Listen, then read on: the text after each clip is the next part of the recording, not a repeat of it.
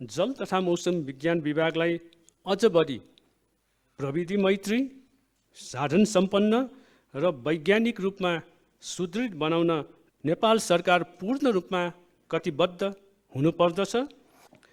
जलवायु परिवर्तनको असरहरूसँग सामना गर्न जल तथा मौसम विभाग हाम्रो राष्ट्रको अग्रपन्थीको सिपाही अथवा फ्रन्ट लाइन डिफेन्डर हो।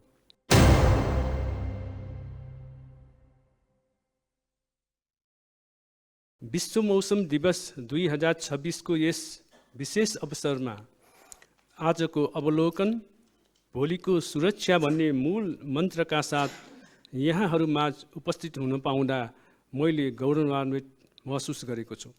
आज हामी जलवायु परिवर्तनको एक गम्भीर मोडमा उभिएका छौँ।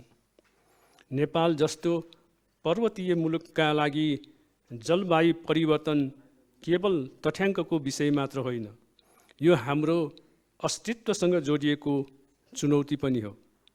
हाम्रा हिमालहरू पग्लिँदैछन्, मनसुनको ढाँचा अनपेक्षित बन्दैछ र बाढी, पहिरो तथा खडेरी जस्ता चरम मौसमी घटनाहरूले हाम्रो कृषि, जलविद्युत र जनजीवनमा ठुलो असर पारिरहेको छ।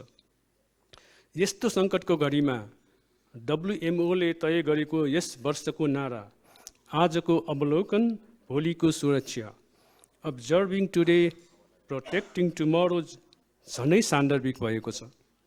आज हामीले गर्ने जल र मौसमको सटिक मापनले नै भोलि जलवायु परिवर्तनका असरहरूसँग लड्ने सामर्थ्य प्रदान गर्दछ। जलवायु परिवर्तनको असरहरूसँग सामना गर्न जल तथा मौसम विभाग हाम्रो राष्ट्रको अग्रपन्थीको सिपाही अथवा फ्रन्ट लाइन डिफेन्डर हो।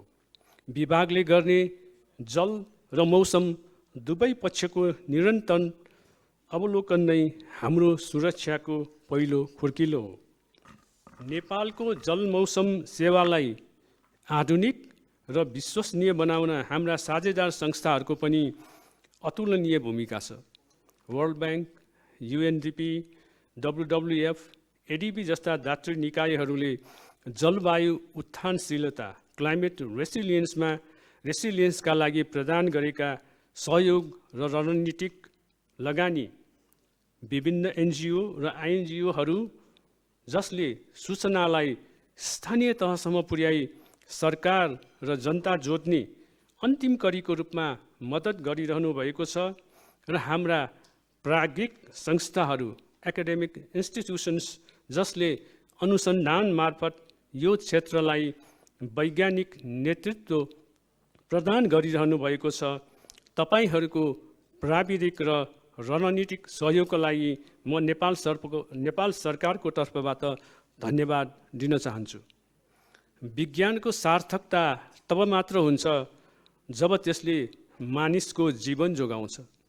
यसै सन्दर्भमा BBC मिडिया एक्सन र अन्य सञ्चार माध्यमहरूले जल तथा मौसम विज्ञान विभागसँग मिलेर जल मौसमका जटिल सूचनाहरूलाई सर्वसाधारणले बुझ्ने सरल भाषामा जनमानसमा पुर्याउन गरिरहेको कार्य अत्यन्तै सराहनीय छ। अन्त्यमा जल तथा मौसम विज्ञान विभागलाई अझ बढी प्रविधि मैत्री, साधन सम्पन्न र वैज्ञानिक रूपमा सुदृढ बनाउन नेपाल सरकार पूर्ण रूपमा कटिबद्ध हुनुपर्दछ। जलवायु परिवर्तनका चुनौतीहरूलाई चिर्दै उड्डयन, कृषि र ऊर्जा जस्ता क्षेत्रलाई सुरक्षित बनाउन जल तथा मौसम विज्ञान विभागको भूमिकालाई नेपाल सरकारले उच्च प्राथमिकतामा राख्नुपर्दछ। आजको यो समारोहले हामी सबैलाई जल मौसम अवलोकनको महत्त्व तथा एउटा सुरक्षित र जलवायु उत्थानशील नेपाल निर्माण गर्न थप ऊर्जा प्रदान गर्नेछ भन्ने विश्वासका साथ सबैमा पुनः विश्व मौसम दिवसको उपलक्ष्यमा हार्दिक शुभकामना व्यक्त गर्दछु। धन्यवाद।